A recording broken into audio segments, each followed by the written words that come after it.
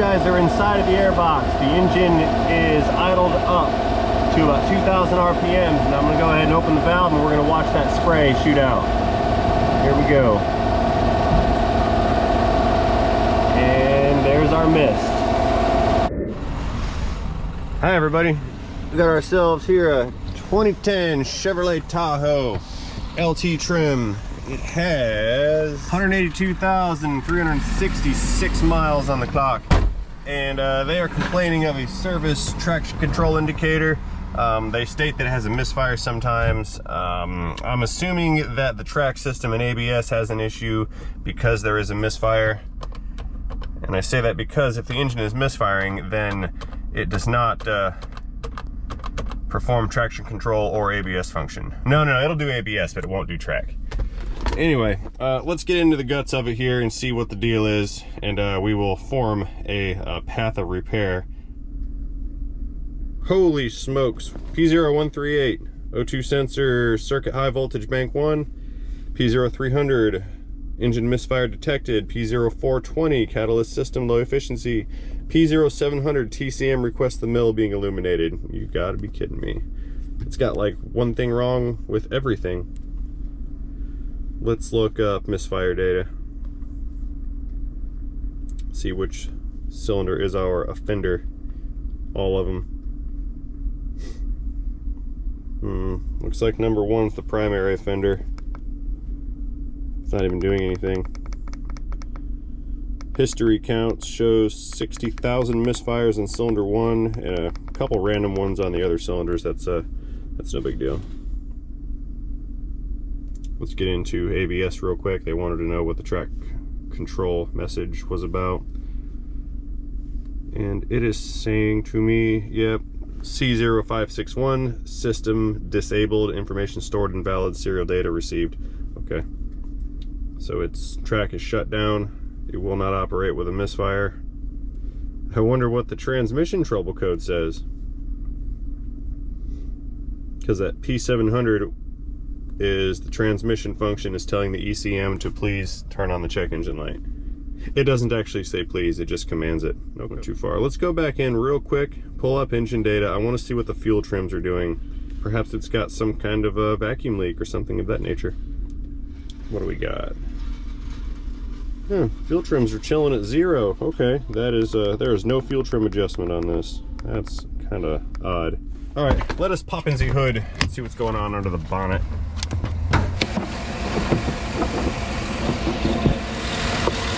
It's stuck. Wow. There. All right, so we have a very apparent misfire here. I disconnected the coil on number 1. Misfire did not change. That confirms number 1 is indeed actively misfiring. I'm gonna go ahead and pull the plug out, and we're just gonna see if this cylinder, well, I'm not gonna pull the plug out, I'm gonna take the wire off. We're gonna put a spark tester on it and see if this cylinder is indeed misfiring due to lack of spark, or perhaps it's a fueling issue. So I will attach, I need a tripod. Okay, what I'm gonna do is attach this spark testing device to the wire. We're gonna ground it. This is going to simulate, you can't see, this is going to simulate a spark plug, and when I plug this coil back in, we should see this firing. If we don't see this firing, then we know that the coil is faulty, possibly the wire, or the ECM is not commanding the coil to fire, which is kind of unlikely, but let's find out right now. Plugging in the coil. Or not. What's the deal here? It's not what. Whoa! Let's put that back. Doo-doo-doo. Why can't I plug this coil in? It doesn't want to connect. What's the deal? Well, I can't see the connector very well. I can't reach it very well either. So let's change those factors. Oh, the connector is all separated. It's not supposed to happen. There, this is part of the connector. I thought that looked a little weird with the pins being exposed and whatnot. Is this the problem? Someone just didn't do something right? No, this goes at the top. That was correct.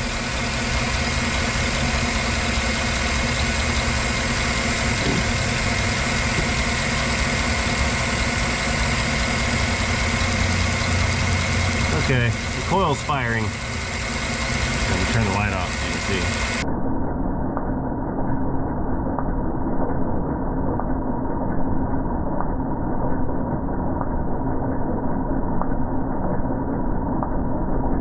The sparking action right there.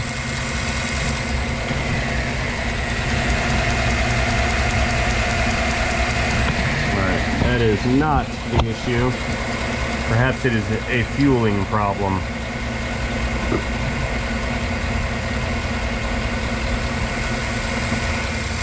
Here, we can plug this back in to the spark plug. Don't need that.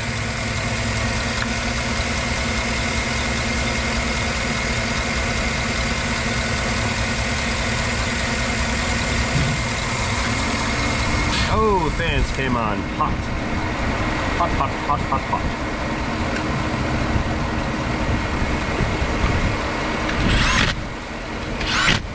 Okay, using a stethoscope, I'm going to listen to the injector to see if it's firing.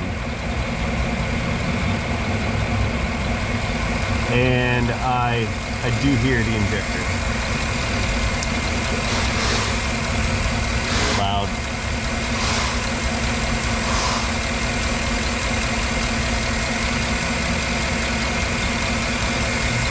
Okay, I was unplugging it and plugging it back in, and I do hear the injector coming on and off as I disconnect it. So we have an injector that is electronically functioning. We have a coil that's operating. Perhaps it's base engine. Let's pull out the compression tester and make sure number one has compression.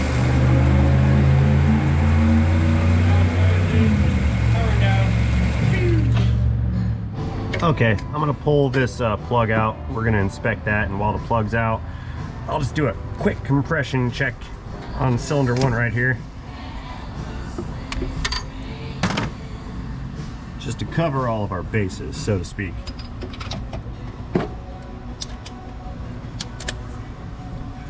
Reverse click.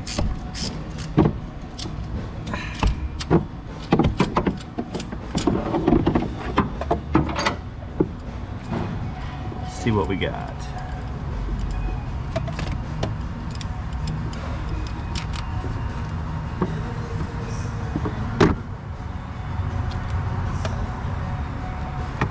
Very, very, very rich on this cylinder.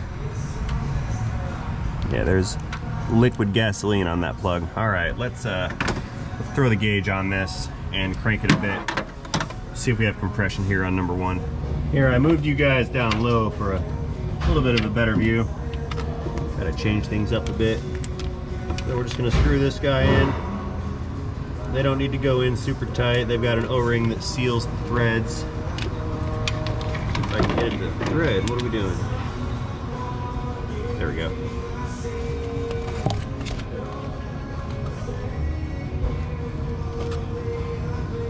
Alright, hose is on.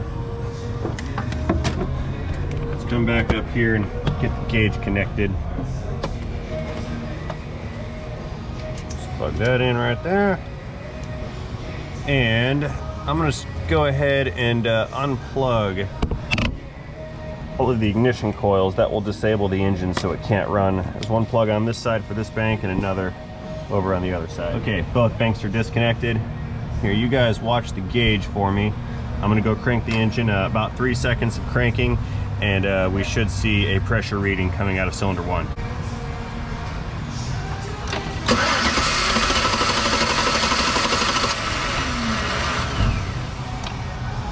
All right, what do we got here? 150 pounds, okay, compression is good. All right, what I'd like to do next in order to introduce a variable is I'm going to install a known good spark plug. See the difference in the two here. One of them is very chowdered up and carboned and fuel soaked, and the other is not. So we're gonna stick this good plug in, threads match, depth matches. I think the part number is different slightly, but this will work. So let's put this one in. We will re-enable the ignition system by plugging the coils in, and then go back to the scan tool to monitor misfires here on cylinder 1. If they go away, then we can definitely conclude that the condition of the spark plug was the cause of the misfire. Spark plug click. And at that point, I would suggest removing the rest of them for inspection and or replacing the rest of them. These little metal shields are important on this particular engine. Otherwise, the exhaust temps will melt the connectors on the wires, and that would be bad. So here, let's plug this guy in. And I'll get the other side too. Okay, let's restart this thing. And she's running. Misfire data. Let's see what we got. I tell you right now, I don't feel that misfire. Okay, it picked up 2 misfires. That's a very, very inconsequential compared that, and now we're gone. We cleared out all the extra fuel that was building up in there. Let's go ahead and do a code clear real quick, and we will see if fuel trims came back now that it's no longer misfiring. So let's go back it up. Clear codes. That's a heck of a thing. Lack of maintenance causes all kinds of problems. I speculate, since those were AC Delco plugs, that those were the originals to the truck. Alright, codes were successfully cleared.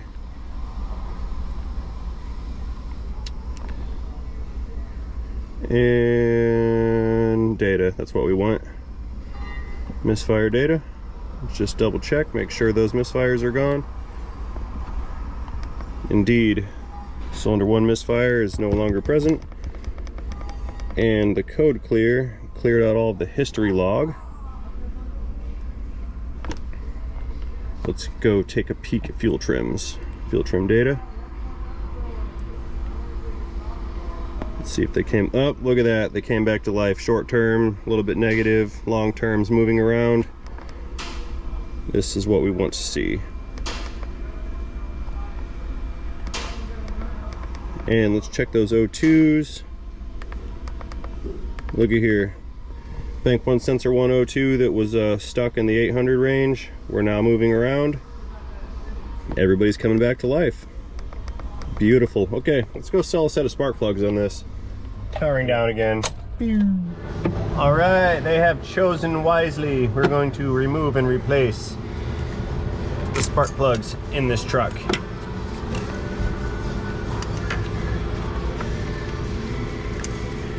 Come out of there.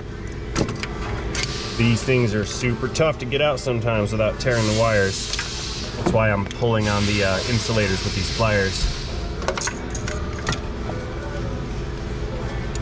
Let's get this other guy back here. The rear ones are the hard ones, especially on bank 2, cylinder number 8. That one's a real bear. All right, got him. I think I'll break these loose with the ratchet and then just go in with the electric to spin them out.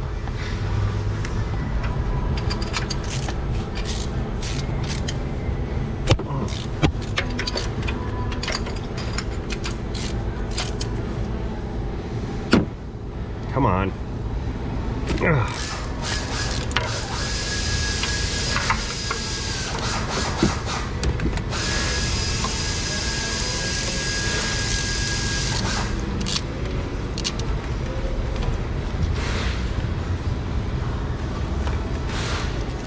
Come on now. There. Well, that one wasn't too tight at all. That was fortunate.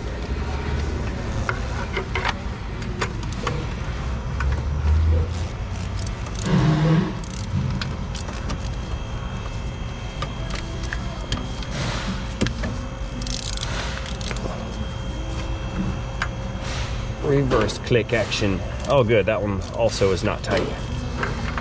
I'm curious to see what the rest of these look like.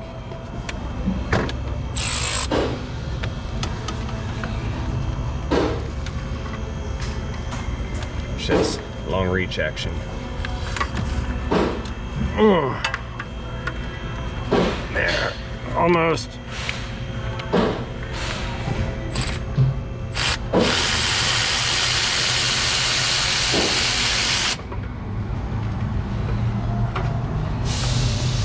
Let's see what we've got here.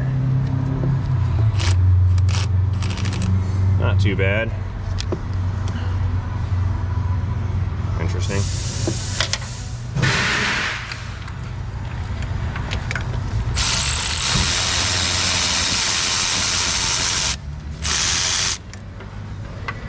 Makes me wonder why that number 1 plug was so bad.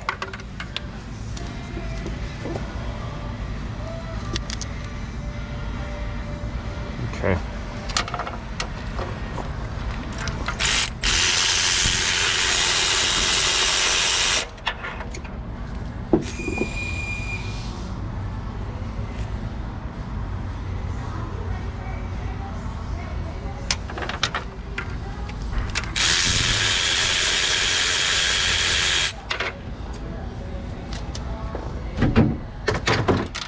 Yeah, I wonder why number 1 was so crusty and the others are, they're not the greatest, but they're not in the same condition that number 1 was in. Now there is some buildup going on inside here. Yeah, they're not the greatest. So, regardless, we're putting new ones in. Let's move over to the bank 2 side. Okay, now this is the side with all the stuff in the way, so let's move these heater hoses over. Just stick them on this side of the oil fill cap.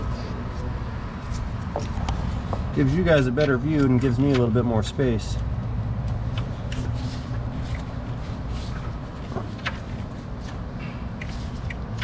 So my trusted sales representative has informed me that the customer would also like the wires replaced. I didn't recommend these.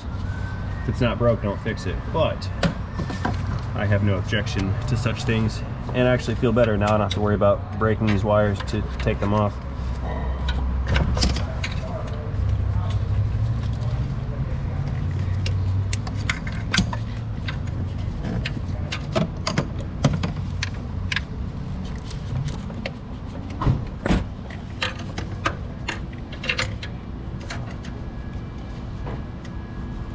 Notice the application of leverage here.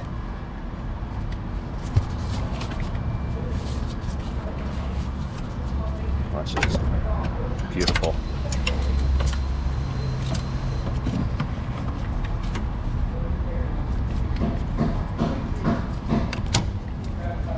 And the dreaded number 8. Yeah,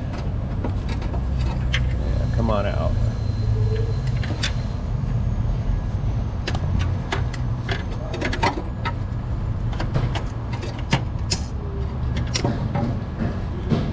Got it. Oh no! Come here.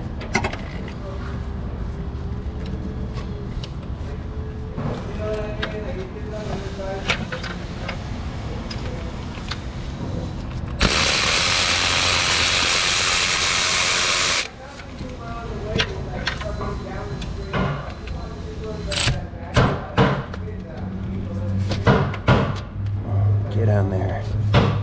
I'm on my tippy toes.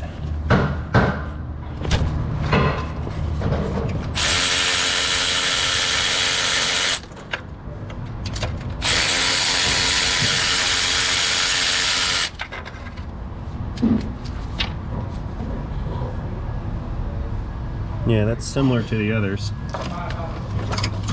Oh, parts falling.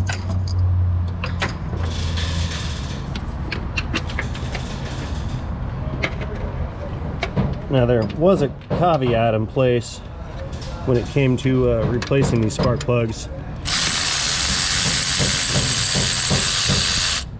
and that was I'm going to drive it in to reevaluate after the plug replacement, just to ensure that there's not an underlying factor that caused this condition. The customer was aware of that and have accepted those terms.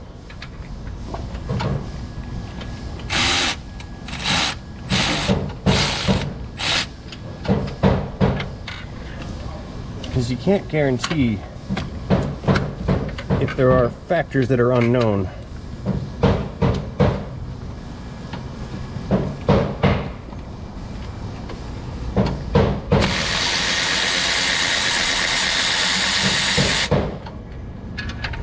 There's potentially fuel leaking out of that number 1 injector, just because that one is in a much different condition than the rest of these.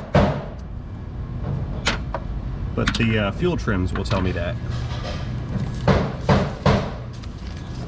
Let's get this out of here. Okay, new plugs have arrived. And as per my normal mode of operation, I'm going to do the hardest one first, which is way far away. Oh no!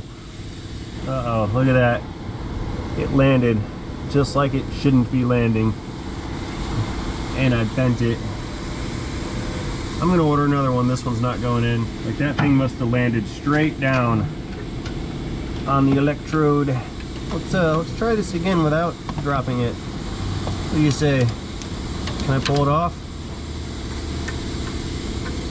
Hope so. It is my first day. Don't fall.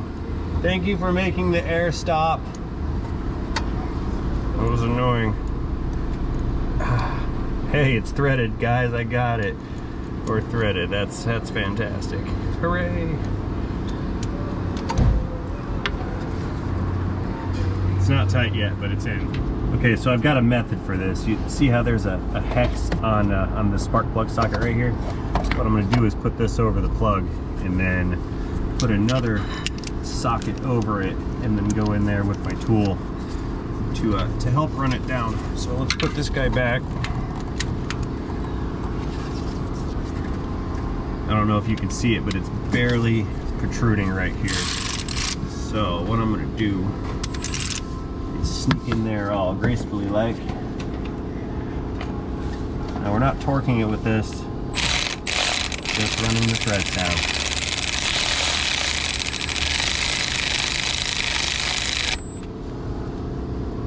And she stopped. Now the spark plug socket is still on the plug. Okay, actual click time. The spec on this is 15 Newton meters or 11 foot-pounds, which I find that kind of low, but that is what the torque spec indicates. So that's what we're gonna do. Well, that was easy. That's like nothing.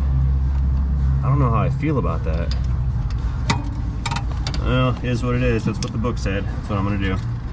I have found that when torquing spark plugs on the internet, it's a damned if you do and damned if you don't scenario. On one hand, if I don't torque them, people freak out because you're not torquing things. And then on the other hand, if I do torque them, people say that they've never heard of someone actually torquing spark plugs before and it's completely unnecessary.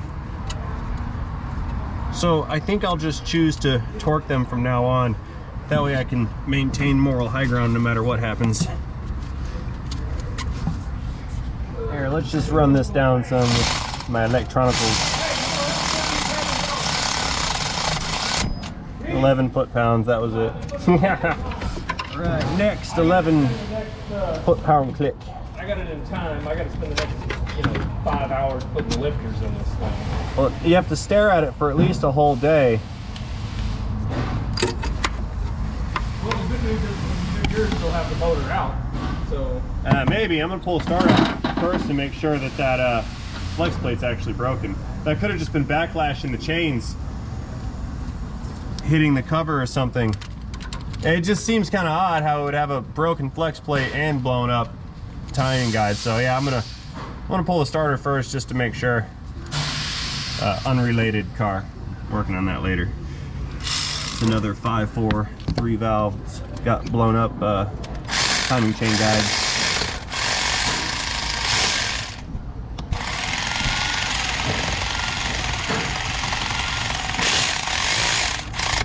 Click.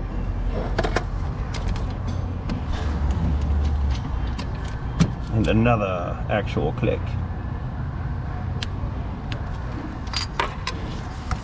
Here, let's back up a little bit for your viewing pleasure. And we'll get our last one. Yeah, this is why I like to do the hard side first. They get easier as you go. Boing, Mustang! Fully custom Mustang.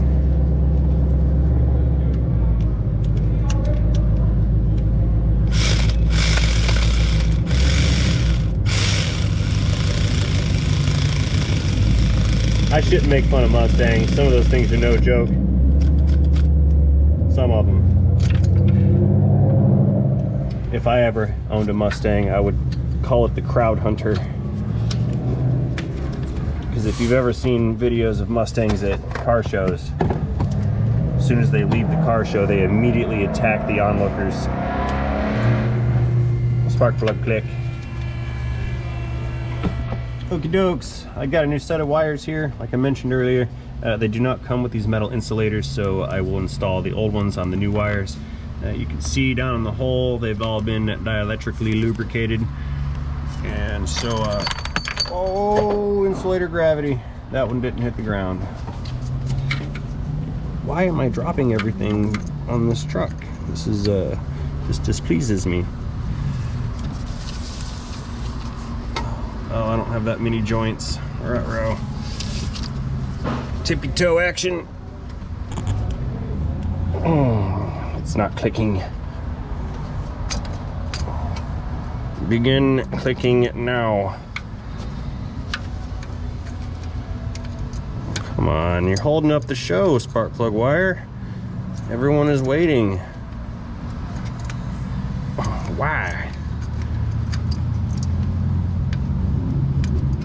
All right. We're gonna have to getting drastic. I'm climbing in. I'm really getting into my work now. Oh, there was this. There was one time I was working one of these at the dealership, and I had to pull a cylinder head off or something. New head was going on, or no, let me back up. I go to pull the head off, and one of the bolts broke off in the block, all the way in the back side. It was on the driver's side cylinder head, and it broke off in the block, which took me about 5 hours to dig it out with picks, just to spin the threads. I think I got it, yeah. And my stall happened to have been right by the break room, so all day long for hours, people were walking by going, "Ha, you really get into your work, don't you?" And I mean, I'm sitting on top of the engine for hours, boiling sweat. It was August, and everybody in that entire dealership made the same joke. I wanted to go like murderous, postal, homicidal by the end of the day. I survived it, but it was a very painful experience. Yeah, that's on. Okay. And while I'm up here, I can reach down and grab that other insulator that I dropped. Oh, the knees aren't built for this anymore. Where's that other guy at? There it is. You see it down there? I'm gonna get it from the bottom. Here, come with me. I believe it's right in here. Aha, there it is. I got you. Cool. Okay, back to the task at hand. I should probably be calling these heat shields, not insulators. But they do insulate from heat, so that's technically accurate. Technically. Begin clicking now. There, got that one.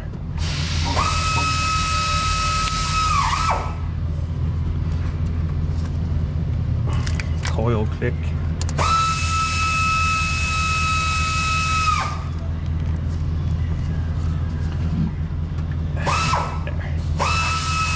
All right, 2 down, 6 to go. The other side won't be so tough because I can see the plugs, because they the cylinder head castings are the same casting, so the plugs will be pointing forward on the other side.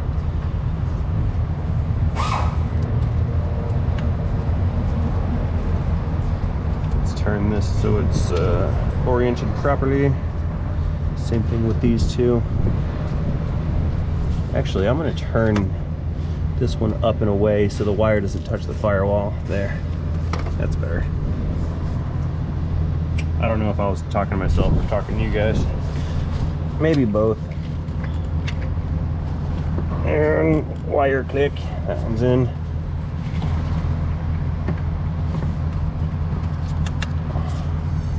Very good. Let's put these heater hoses. Ooh, flashlight, gravity. Let's put these heater hoses back.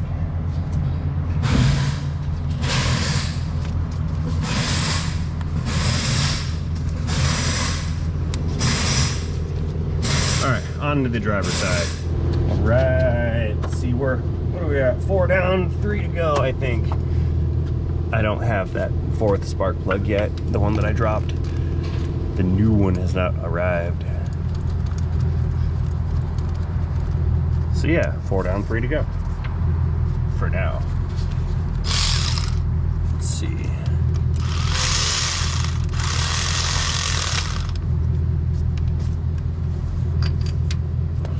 2 to go.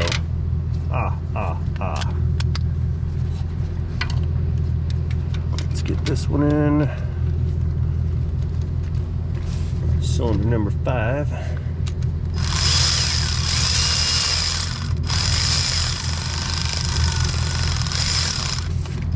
You guys can't see. Sucks. They're not torqued, they're just in the hole.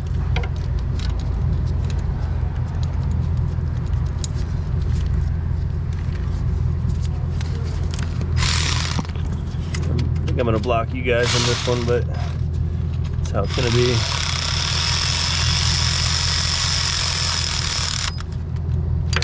Pre-click.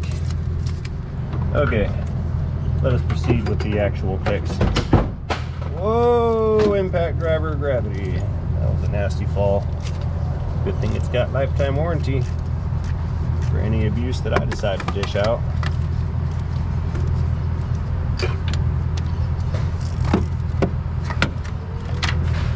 I don't even think my socket was engaging that plug. Let's do this.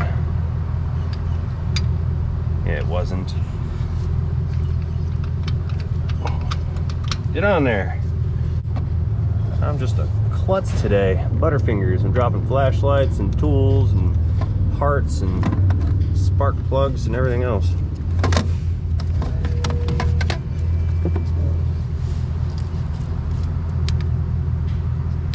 There's our click. All right. Man, I think the only thing I have not dropped today is you guys.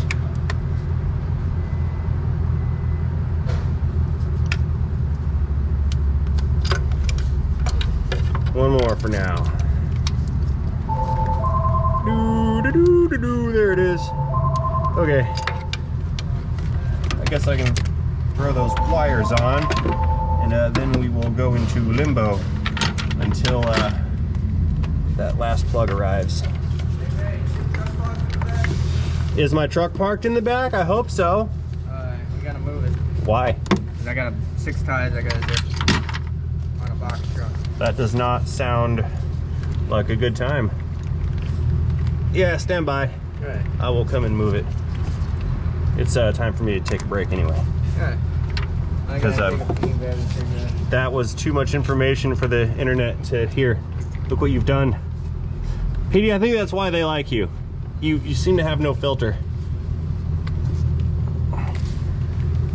Oh, can't reach. I didn't get a click action out of that one. Here we go. All right, those are tight.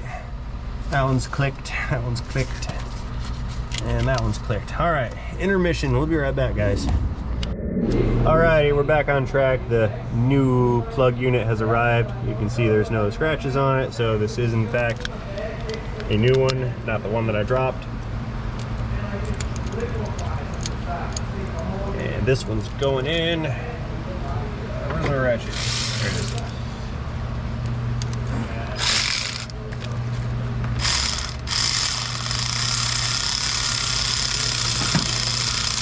More lumens. More candle power.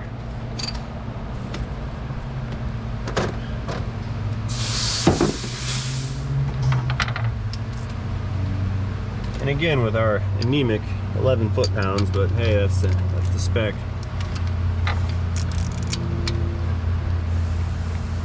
I think it was 11.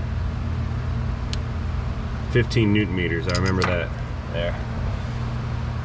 Okay, last new wire.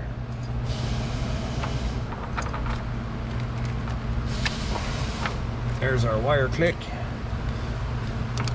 Plug it in. Clearance is good on all the wires. Let us go starting the engine and monitor its data for a moment. All right, restarting the engine. Let's see, step 1, AC on. A little warm today. All right, engine running. That's a new one, park assist. TPMS, park assist, yeah. All right, now remember we did a code clear, so we shouldn't see a check engine light. So the only thing we're gonna have to go off of right now is gonna be engine data. So let's pull that stuff back up. Again, we're gonna check misfires. We're gonna note the history misfire log. Then we are going to go for a ride. We're gonna put the engine through various loads and lack of load, and then we'll come back and review the misfire history. Well, this is gonna be an unpleasant test drive. The AC's blowing warm.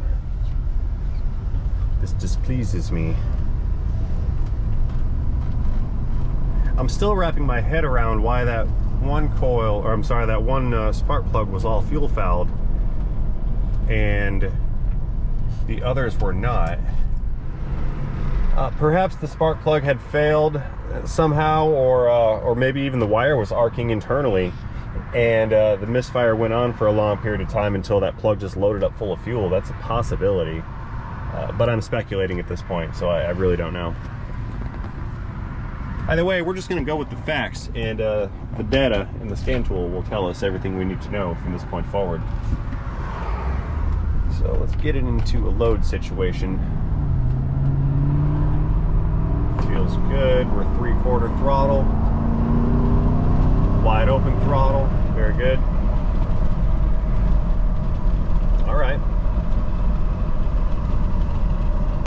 All right, guys, we have returned from our test drive back to the working place, and let's review our data and see what's going on here.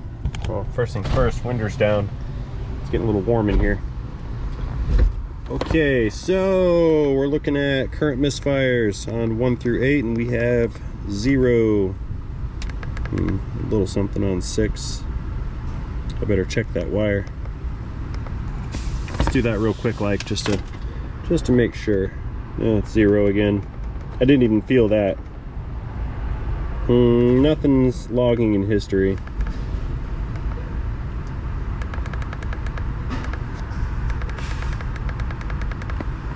Let's just go make sure that wire's plugged in all the way. I could have missed it. Popping the hood again. All right, reviewing scan tool data. We're looking at 0 active misfires. Let's get down into history. Misfire history 1 through 8, we have all 0s, so we are no longer misfiring on any cylinders, especially number 1. Let's get into our fuel trim data, and we're going to take a look at short terms and long terms.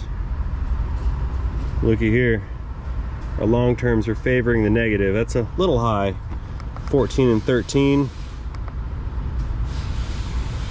Yeah, that's a little high. I like to see 10 tops, so it's running a little rich.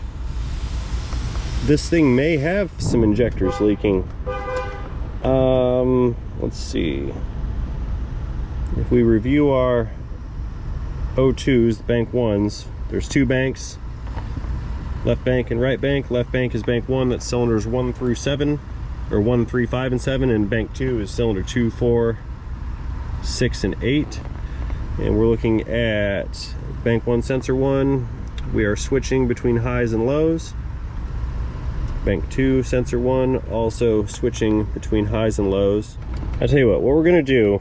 We're gonna do a fuel trim reset, And I'll drive it one more time. This is going to reset them all to 0. I'll drive it one more time and we're going to see if these things start to favor the negative. Yeah, which they are. They've already started to go negative. Yeah, short terms instantly went negative and it brought long terms into the negative. So yeah, it's a little rich. It's running a little rich. I'm going to pull the air filter out and check that real fast. And if the air filter doesn't show a huge restriction, I'm going to run a bunch of engine cleaner through it.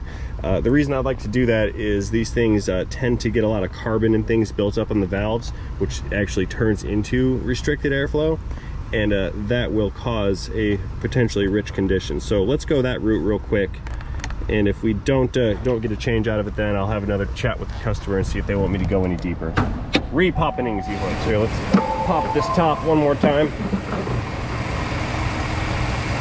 And I think I'm gonna feed the cleaner in.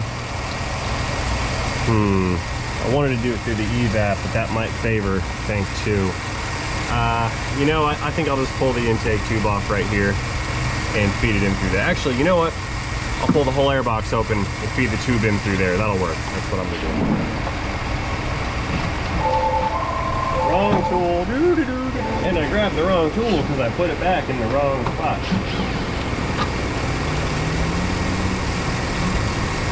Oh, it's missing a bolt. That's good. The hard to reach one, which is here, was not installed.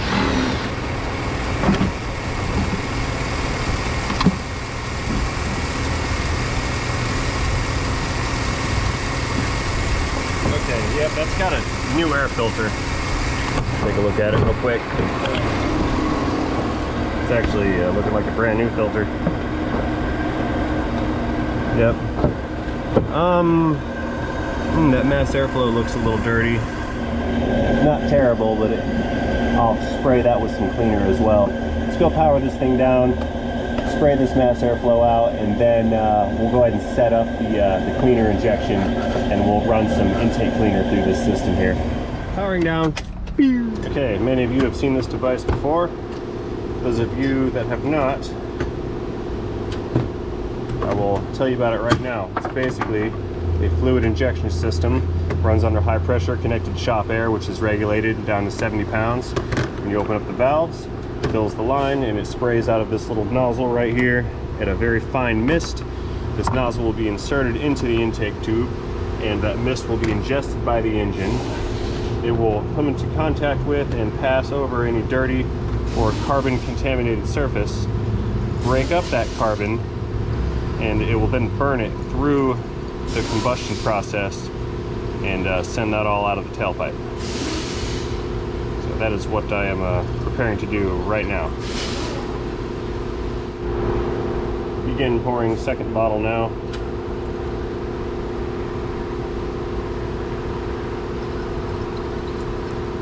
Okay. Let's thread this guy back on. That mass airflow should have cooled off by now, so I'm going to go ahead and spray that with a little bit of cleaner before we get started. So in case you were wondering why I said cool down, it's because mass airflow sensors operate off the principles of resistance. Basically what they do is those little elements that we saw in there heat up, and as air passes through them, it cools them back down, and that changes the electrical resistance of the circuit. Based on that resistance is what the ECM uses to determine how much air is actually entering the engine. They are precisely calibrated instruments, and the tuning is built in to understand factors such as the pipe diameter, engine displacement, and how much air should be moving through at any given time. That is why when you install like those aftermarket intakes with a factory mass airflow and you don't have a reprogramming event done, it can actually skew and mess up its ability to properly meter the air, and they will set rich and lean codes. Fun fact of the day. Restarting the engine now.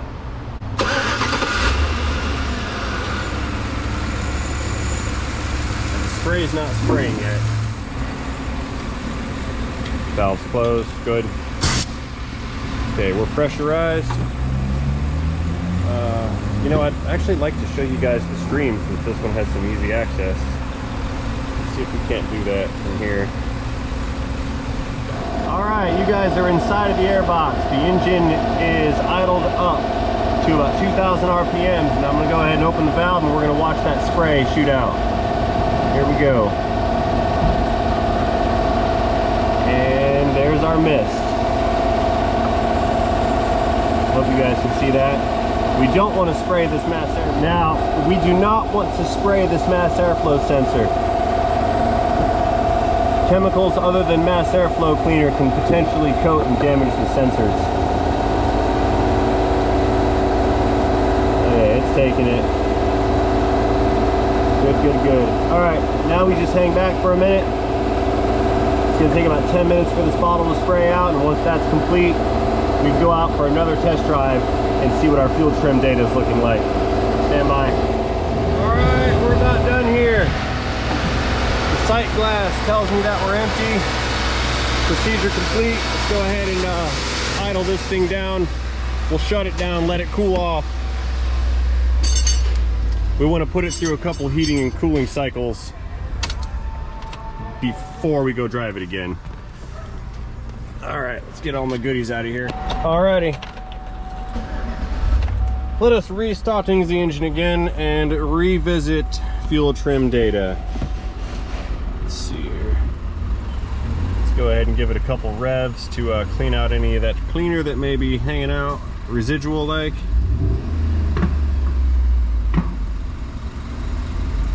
I think we're good. We're not pinging and chooching out a bunch of white smoke, so I don't think we have any buildup going on. Let's move on down. O2s are still looking good. Fuel trims, long terms. There we go, look at that. -3, -5, 4 and 5, which is right in line with the short terms. This is a vast improvement off of where we were. I think that's about gonna cut it. I do have to do a test drive, but gotta wait till this truck behind me moves. Real quick, before I go, let's pull an Eric O and take a look at the fuel alcohol level on this. I know those can sometimes skew a lot of the fuel trim data. And that one is one of South Main Auto's favorites, often overlooked by many. I don't even know if I have a PID for fuel alcohol. This is a flex fuel, so it can run E85. Where are you? Fuel alcohol learning. Oh, look at that, 3%. There it is, fuel alcohol content 3%. They bought good gas, not the watered down, diluted 10% ethanol gas. Nice, good for them. Okay, well, I'm gonna power this down one more time, wait for this truck to move, and I'm gonna head out and do one more test drive. I do believe that's gonna wrap it up for this truck. I have successfully repaired and mitigated all of the aggravating circumstances that were causing this thing to run and perform the way that it was. That being said, as always, I'd like to thank you guys for watching my video, and I want to let you know that I appreciate you being here all the way to the end. Since you are here all the way to the end, I'm going to go ahead and assume that you like this video. If in fact my assumption was correct, please feel free to communicate that to me effectively by tapping that like button down below. As I'm sure you know by now, that button is what lets me and YouTube know that I've done a good job here today. And if YouTube thinks that I've done a good job, it is far more likely to recommend my content to other potential viewers. And that's good for me, and that's also good for the other viewers. So again, and as always, thank you guys for watching, and most importantly, do not forget to have yourselves a great day. See you guys later. Thanks for watching. Take care. Goodbye. Adios. Sayonara. Auf Wiedersehen. I'm all out of languages. Ending transmission. You guys thought I was gonna leave those leaves up there, didn't you? That chance. Oh, friendly fire. Sorry, buddy.